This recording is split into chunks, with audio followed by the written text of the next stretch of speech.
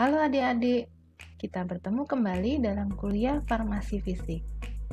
Kali ini kita akan membahas bersama tentang sistem dispersi. Seperti kita pernah pelajari bersama dalam kuliah kimia dasar, dispersi merupakan penyebaran merata dari dua fase. Jadi ada fase terdispersi dan medium pendispersinya. Dispersi secara garis besar bisa dibedakan menjadi dispersi molekuler atau yang lazim kita sebut sebagai larutan, lalu dispersi kasar yaitu suspensi, dan dispersi halus atau koloid. Secara kasat mata, kita bisa membedakannya dengan jika terlihat hanya sebagai satu fase saja, berarti itu merupakan suatu dispersi molekuler atau larutan. Jika terlihat partikel-partikelnya yang mengendap, maka ini yang kita kenal sebagai dispersi kasar. Jika kita lihat hanya sebagai satu fase saja, tetapi terlihat keruh atau tidak transparan, ini artinya yang ada adalah dispersi halus atau koloid. Dalam farmasi, sistem dispers bisa diklasifikasikan berdasarkan yang pertama adalah keadaan fisik dari fase dispers dan medium dispers. Jadi, kita akan mengenal gas yang didispersikan di dalam gas yang lain, maka ini bukanlah suatu fase dispers.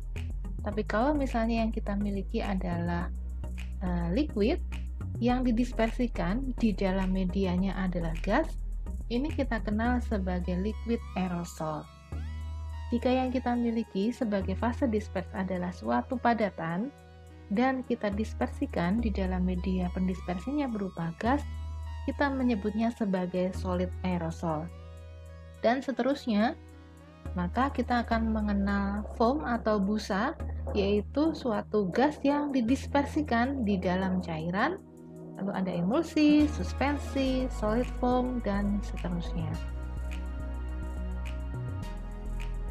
Berdasarkan diameter dari fase dispers, kita bisa klasifikasikan sistem dispersi menjadi molecular dispersion ketika ukuran partikel dari fase dispersnya adalah kurang dari 1 nanometer.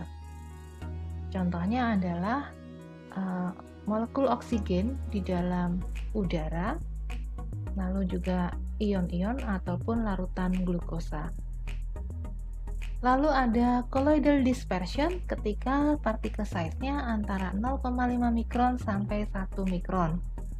Contohnya adalah colloid dari emas, lalu ada natural and synthetic polymer, susu, ini juga termasuk dispersi koloidal. Lalu ada dispersi kasar, ini yang kita kenal sebagai suspensi, ukuran partikelnya lebih dari 0,5 mikron. Contohnya adalah RBC atau red blood cell, jadi sel-sel darah merah kita, ini di dalam darah adalah berupa suatu dispersi kasar. Lalu ada pharmaceutical emulsion dan suspension, ini adalah contoh dari dispersi kasar. Dari 3 macam sistem dispersi tadi, kita akan lihat bahwa masing-masing memiliki sifat yang bisa mempermudah kita untuk membedakan mana yang dispersi molekuler, koloidal, ataupun dispersi kasar. Untuk dispersi molekuler, partikel yang terdispersi tidak dapat dilihat dengan mikroskop elektron karena saking kecilnya mikroskop elektron pun tidak bisa untuk mengamatinya. Fase terdispers juga dapat melalui membran ultravilter dan membran semi-permeable ketika kita saring menggunakan kedua macam membran ini. Dispersi molekuler juga dapat mengalami proses difusi dengan cepat. Lalu dispersi koloidal, ini partikel terdispersinya dapat dilihat di bawah mikroskop elektron, lalu dapat melalui kertas saring tetapi akan tertahan ketika kita menggunakan membran semi-permeable. Dapat mengalami difusi secara perlahan. Ini adalah karakter dari dispersi koloidal. Lalu dispersi kasar, contohnya tadi adalah suspensi. Partikel yang menjadi fase dispers dalam dispersi kasar dapat dilihat dengan mikroskop biasa. Lalu juga partikel ini karena ukurannya cukup besar, tidak dapat lolos melalui kertas saring. Tidak dapat mengalami difusi dan tidak dapat melalui membran semi-permeable.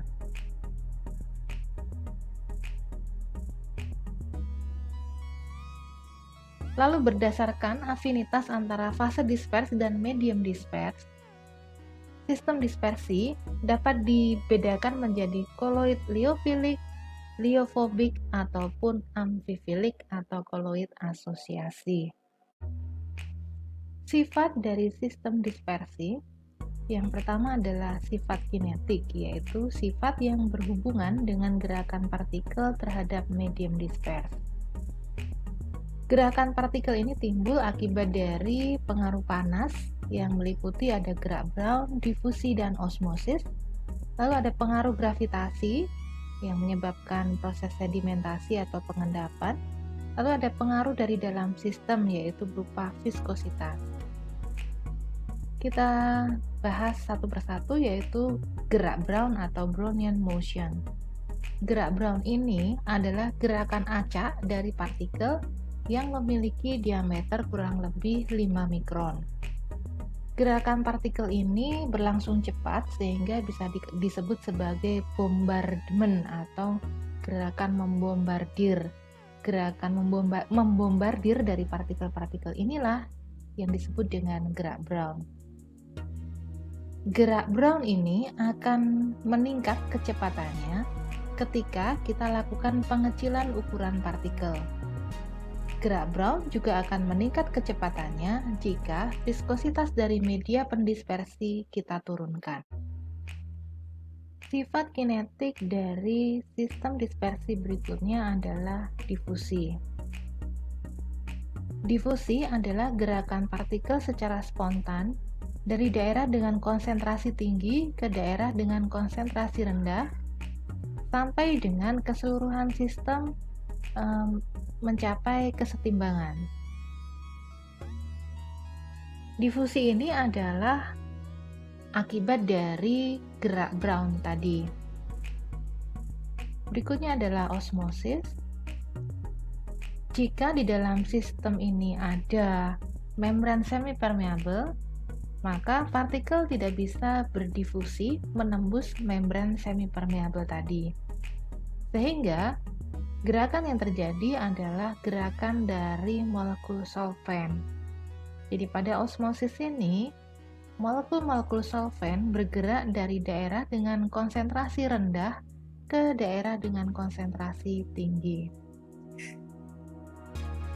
Jadi secara singkat antara difusi dan osmosis kita dapat bedakan menjadi pada difusi terjadi gerakan dari solut bersama dengan solvent, sementara pada osmosis yang terjadi hanyalah gerakan dari molekul solvent saja.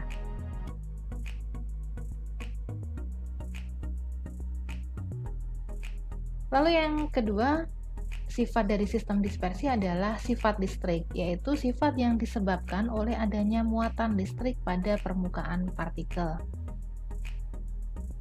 Sifat listrik ini nanti kita akan kenal sebagai lapisan ganda listrik atau electrical double layer dan zeta potensial. Pengertian tentang zeta potensial ini penting untuk memahami peristiwa agregasi atau peristiwa flokulasi dan juga untuk evaluasi sediaan suspensi. Muatan listrik pada permukaan partikel akan menimbulkan lapisan ganda listrik atau electrical double layer.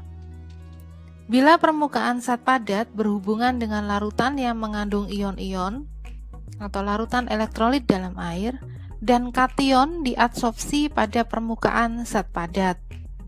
Ketika kation diadsorpsi, maka yang tersisa di media hanya tinggal sisa kation yang nggak dapat tempat dan anion.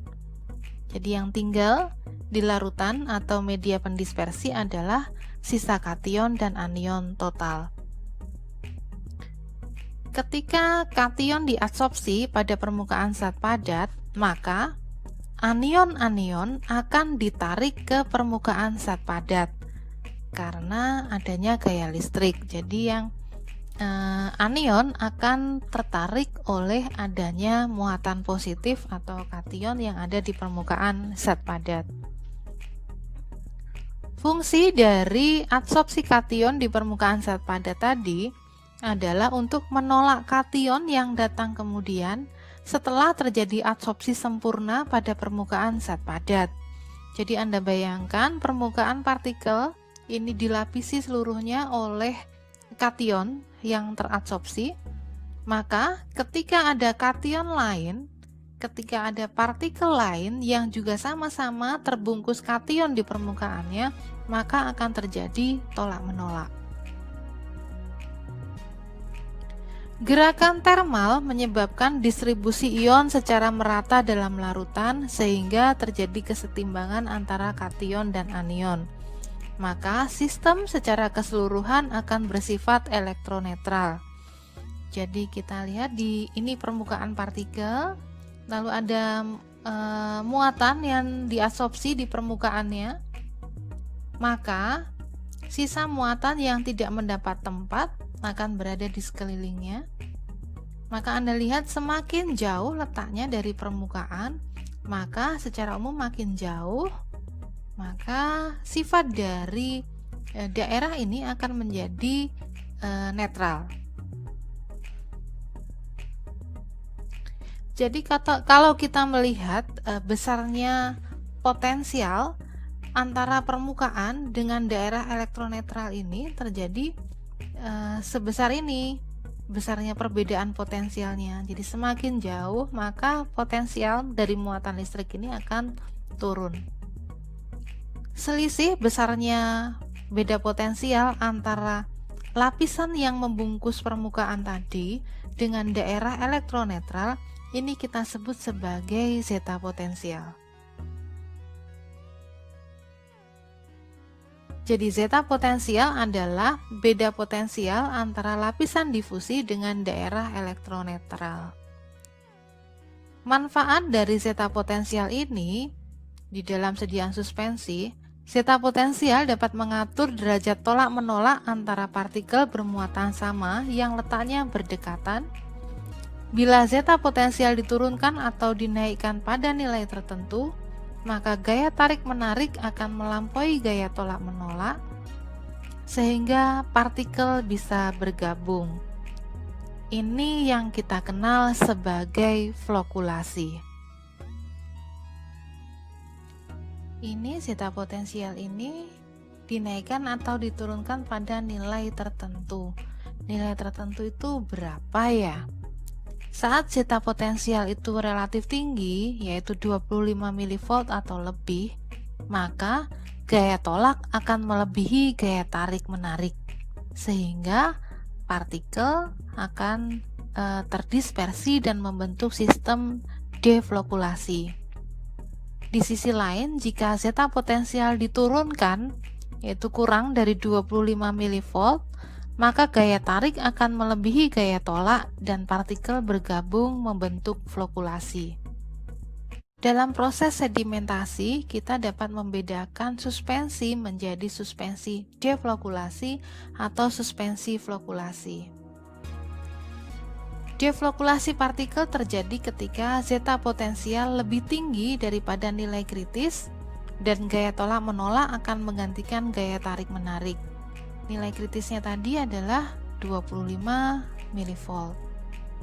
Partikel yang terdeflokulasi ketika membentuk sedimen akan membentuk susunan yang terbuka dengan partikel yang lebih kecil akan mengisi ruang antar partikel yang lebih besar, sehingga akhirnya akan terbentuk solid hard cake yang sulit untuk didispersikan kembali. Sementara untuk flokulasi terjadi ketika zeta potensial berada di bawah nilai kritis, yaitu di bawah 25 mV, Gaya tarik-menarik akan menggantikan gaya tolak-menolak. Flokulasi membentuk kumpulan partikel yang bersifat longgar atau kita sebut sebagai flok, terbentuk lebih cepat daripada partikel yang terdeflokulasi karena ukurannya lebih besar. Flok membentuk sedimen yang mudah untuk diredispersi dengan sedikit penggocokan.